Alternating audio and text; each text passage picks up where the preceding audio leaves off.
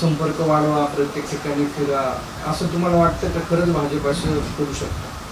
नाही, मला असं वाटतं कुणी कोणाशी युती करावी करू नये या संदर्भात आपण कोणालाही जशी जबरदस्ती करू शकत नाही तसं कोणाला प्रतिरोधही करू शकत नाही.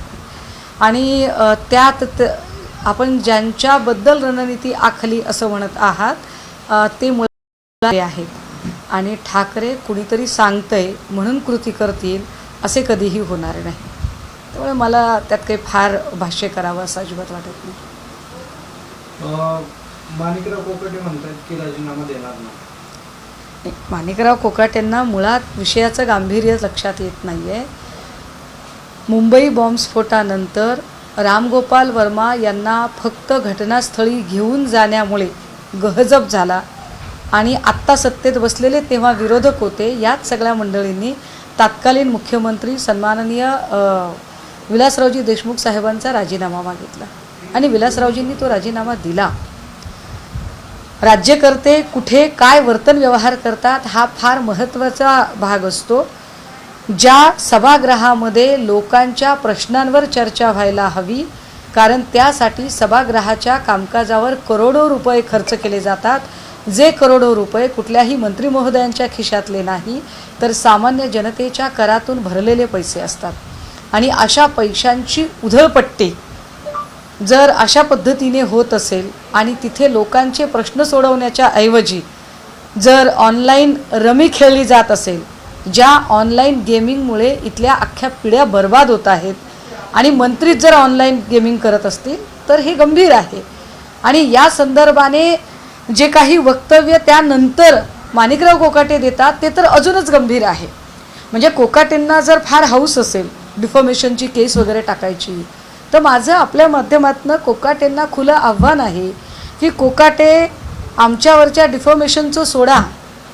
मुळात तुम्ही ज्या सभागृहामध्ये बसता तुमची जी आसन व्यवस्था आहे ही सत्ताधाऱ्यांची आसन व्यवस्था आहे.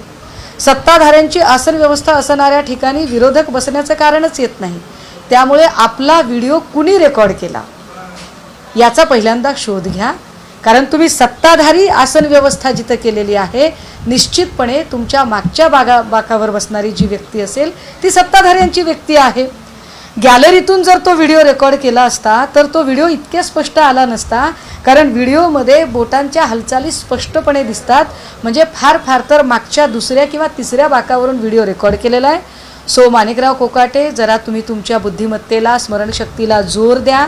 ज्या दिवशी तुम्ही ऑनलाईन गेमिंग खेळत होता त्या दिवशी तुमच्या मागे कोण बसलं होतं याचे फुटेज काढा.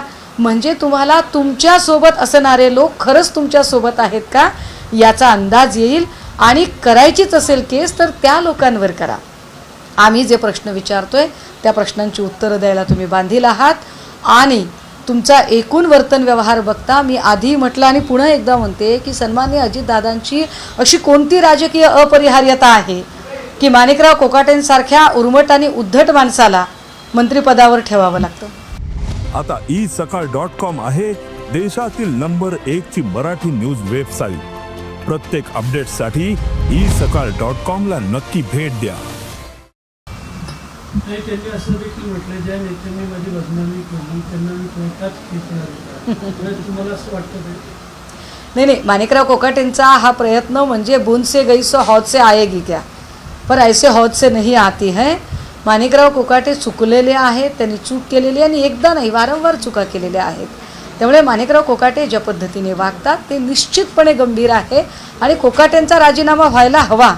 किंबहुना ज्या पद्धतीने आत्ता देवेंद्रजींच्या एकूण मंत्रिमंडळातले मंत्री आहेत आणि एकूण सत्ताधाऱ्यांचे आमदार आहेत त्यांचे जर प्रताप बघितले, म्हणजे काय पद्धतीने कॅन्टीनमध्ये संजय गायकवाड मारहाण करतात किंवा कॅशसह संजय शिरसाटांचा व्हिडिओ रेकॉर्ड होतो. व्हिडिओ काढणारा कोण? संजय शिरसाटांच्या बेडरूममध्ये कोण विरोधक जाणार आहेत काय? त्यामुळे तुम्ही तुमच्याजवळची माणसं शोधा ना. विधिमंडळाच्या प्रांगणातली मारहाण असेल किंवा प्रतिकात्मक आंदोलन केलं म्हणून त्याच्यावर ज्या पद्धतीने राष्ट्रवादीच्या युवक काँग्रेसच्या लोकांनी त्यांना मारहाण करणं असेल, हे सगळे प्रकार बघता मला असं वाटतंय की देवेंद्रजींना जर खरंच समज द्यायची असेल आणि मंत्रिमंडळातल्या लोकांमध्ये एक एक्झाम्पल सेट करायचं असेल तर निश्चितपणे माणिकराव कोकाटेंचा राजीनामा होणं गरजेचं आहे.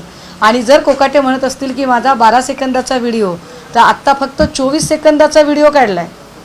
असं होऊ नये कोकाटेची, की यासह तुमचे इतरही व्हिडिओ बाहेर निघावेत. मला काय वाटतं ताई, व्हिडिओ या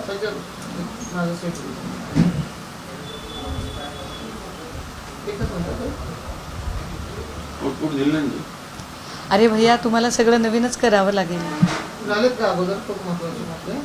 महत्वाचा एक 2 मुद्दे झाले महत्वाचे. आणि तिसरा मुद्दा घेऊन टाकू म्हणून याला कंटिन्यू करतो. एक मिनिट लाईट टाकतो ते आहे की ही अजून किती लावतो? मला शाळेत बापरे. कमी करू का? हा विचारा. हा, चलो रेडी.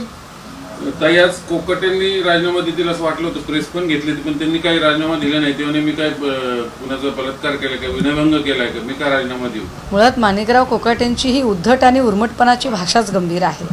कदाचित माणिकराव कोकाटेंना विषयाचं गांभीर्य अजूनही कळत नाहीये. किंबहुना देवेंद्रजींच्या मंत्रिमंडळामध्ये एकूण जे मंत्री आहेत त्यांना आपल्या मंत्रिपदाचा ऑरा कॅरी करता येत नाहीये. नितेश राणे मंत्री असूनही जी बालिश आणि अत्यंत समाजात दुही पसरवणारी विधानं करतात, किंवा शिरसाटसारखा अत्यंत उद्धट आणि इतका रॅश वागणारा माणूस मंत्रिपदावर असतो, आणि माणिकराव कोकाटे आता कहर करतात.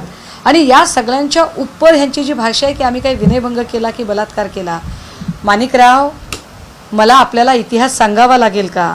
तो पुन्हा एकदा मी सांगितला पाहिजे की मुंबई बॉम्बस्फोटानंतर सन्माननीय तत्कालीन मुख्यमंत्री विलासरावजी देशमुख यांनी आपल्यासोबत रामगोपाल वर्मा यांना फक्त घेऊन गेल्यामुळे आता सत्तेत असलेले आणि तेव्हा विरोधात असलेल्या भाजपाने गहजब केला, आणि त्याचा परिणाम म्हणून विलासरावजींना राजीनामा द्यावा लागला.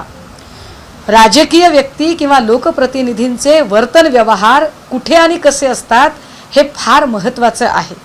त्यातही ऑनलाईन गेमिंगमुळे इथल्या पिढ्या बर्बाद होत आहेत, आणि तुम्ही चक्क सभागृहात रमी खेळता.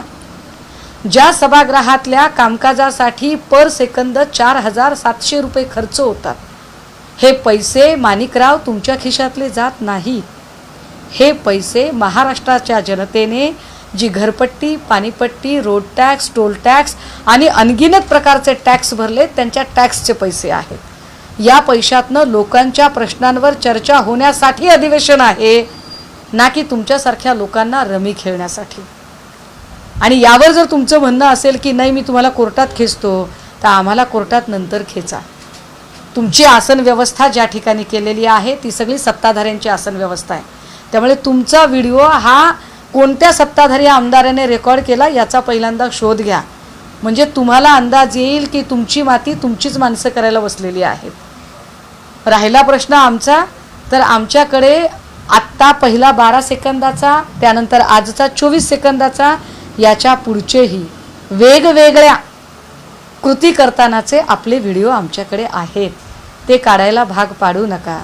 सन्मानानं एक डिग्निफाईड एक्झिट घ्या, बरं राहील तुमच्यासाठी. नाही राजीनामा, आता त्यांनी सांगितलं मी राजीनामा देणार नाही, मग आणखीन व्हिडिओ बाहेर येणार. मी म्हटलं ना, पहिल्यांदा फक्त 12 सेकंदाचा आला होता, आज 24 सेकंदाचा. इथून पुढची लेंथही वाढेल आणि व्हिडिओचे प्रसंगही वेगवेगळे असतील.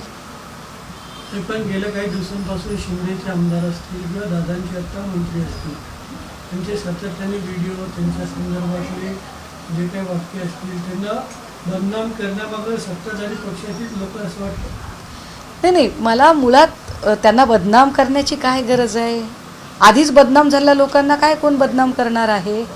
मुद्दा हा आहे की शिंदे, पवार, फडणवीस यांची काय राजकीय अपरिहार्यता आहे की अशा लोकांना मंत्रिपदी घेतलं जाते. संदीपान भुमरेच्या ड्रायव्हरच्या नावावर अचानक 150 एकरची जमीन येते. रामदास कदमच्या पत्नीच्या नावावर बारचा परवाना, ज्या बारमध्ये बारबाला सापडत आहेत. काय पद्धतीचं राजकारण चाललंय की संजय शिरसाटकडे एवढी करोडो रुपयाची कॅशबॅक, व्हिडिओ त्याच्याच बेडरूममधला, विधिमंडळाच्या प्रांगणामध्ये. अरे आमदार सुरक्षित नाहीत तर सामान्य लोकांना काय सुरक्षितता देणार आहात? आणि महत्त्वाचं असं की माणिकराव कोकाटेंच्या प्रश्नावर कोणी जर प्रश्न विचारायला जात असेल तर महाराष्ट्रातली जनता लोकशाही पद्धतीने आंदोलन करताना प्रतिकात्मक आंदोलन करणे हा त्यांचा अधिकार आहे. कोकाटे ऑनलाईन रमी खेळत आहेत, याच्यावर महाराष्ट्राच्या जनतेने रोष व्यक्त करताना लातूरमध्ये जर पत्ते फेकलेले असतील तर ती प्रतिकात्मक कृती आहे. या प्रतिकात्मक कृतीला तुम्ही लोकशाही पद्धतीने घेणारच नाही आणि त्याच्यावर तुम्ही मारहाण करणार. तरीसुद्धा मला वाटते अजितदादांचे मी आपल्या माध्यमातून आभार मानले पाहिजेत, कौतुक केलं पाहिजे की किमान फडणवीस आणि अजितदादा यांच्या वागण्या बोलण्यात फरक आहे.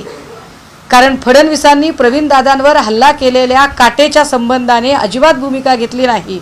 बावनकुळेंनी तर पाठराखण करायची भूमिका घेतली, पण त्याच ठिकाणी दादांनी मात्र आपल्या पक्षाच्या युवक प्रदेशाध्यक्षाची तात्काळ हकालपट्टी केली.